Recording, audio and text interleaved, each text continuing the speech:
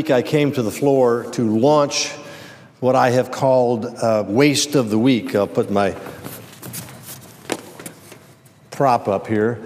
Waste of the Week is designed to provide awareness in simple ways to our colleagues here how we can look at government spending that really doesn't stack up in terms of something that is needed. Perhaps it was needed at one particular time, or perhaps it is something that the taxpayer shouldn't be paying for in the first place.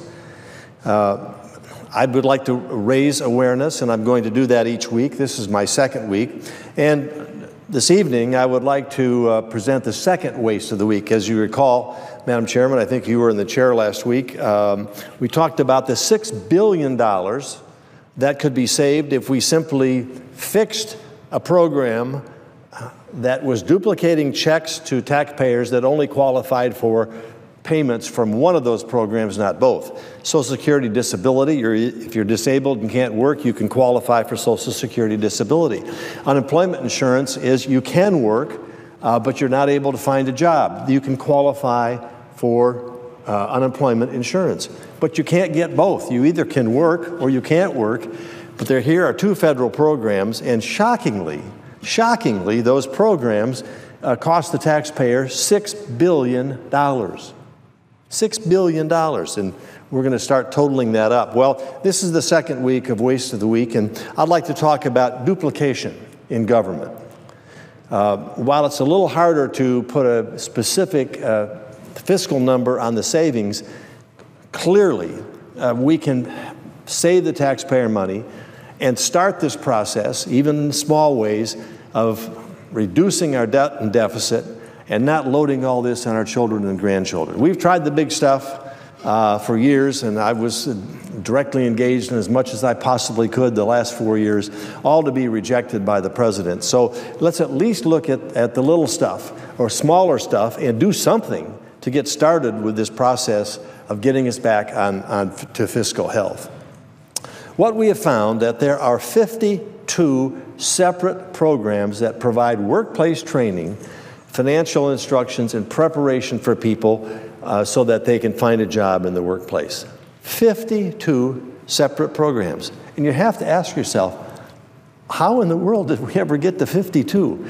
Well, I think what happens here, some with good intentions, somebody say, let's get a training program put together through some agency in the government that can prepare people, have people better prepared for employment and job opportunities. And so the Small Business Administration puts something together, and then the Department of Agriculture says, well, we ought to have a training program. And the Department of Commerce says, well, we should have a training program. And then maybe a member of Congress says, you know, that's a good idea. I'd like to set up a new program that can fit somewhere in the governmental structure. And another congressman or senator gets an idea and says, well, yeah, that's a good idea. I'd like to propose that too. Anyway, over the years, we have come up to 52, the number of programs that provide workforce training and financial literacy. And so obviously this is ripe for reform, and there should be consolidation of these for the benefit of the taxpayer. Now, I was pleasantly surprised to learn that the President's 2016 budget incorporates a measure that doesn't deal with all 52, but it starts with 6 major programs and asks for consolidation. I'm not often standing here on the Senate floor commending the President for taking a positive step dealing with our debt and deficit. He's refused to do that on any kind of major basis here in the last 4 years. But here is his budget for 2016 that basically says we can start with 6 programs to consolidate that, programs that primarily do business and trade, affect business and trade agencies as well as other related programs. And integrating, I'm quoting from the budget, integrating the government's core trade and competitiveness functions into one new department. Well, surprise of surprises, I'm down here promoting something that the President has put in his budget. Let me just specifically state what these consolidations would affect. It includes the Department of Commerce's core business and trade functions. It includes the Small Business Administration programs, the Office of U.S. Trade Representative, the Export-Import Bank, the Overseas Private Investment Corporation, and the U.S. Trade and Development Agency. Each of these 6, as outlined by the President's budget, could be consolidated into one program. What does that save?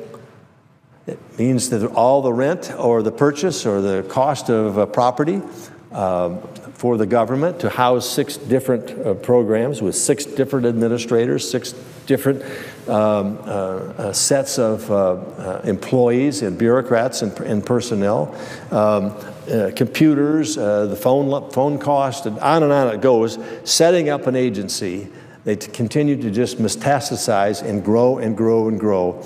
And so here's something that we can go forward with. Now, putting a price on this so that I can add this to my thermometer here, we're in the process of trying to save the taxpayer $100 billion. And last week, we came up with $5.7 billion of savings if we can consolidate the programs that we put up last week. This week is much smaller than that. But it's not chump change. It's $200 million estimate of savings by consolidating these 6 programs. $200 million. Around here, that's deemed a small number. To the people that I represent back in Indiana, that's a lot of money.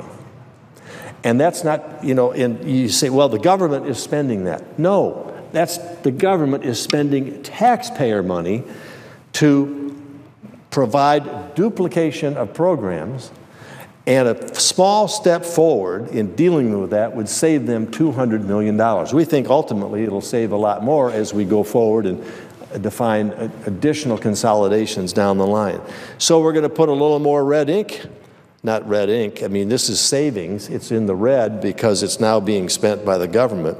But this is like the thermometer, and it's going to keep rising and rising and rising as we come down here and deal with the waste of the week. So $200 million, not a small little amount, savings that can be achieved simply by consolidating programs that are duplicating each other in terms of what they're providing. We can't solve all our country's debt and deficit problems overnight, but we can take needed steps to identify those that the government's own accounting agencies, independent of Republicans and Democrats, have identified as wasteful money. Let's get this money back to the taxpayer. Let's get this money in reducing our debt so our children and grandchildren don't have to pony up. And let's get this money there that will end up with a much more efficient and effective federal government. Madam President, with that, I finish this week's Waste of the Week and look forward to being here next week for the next iteration of that.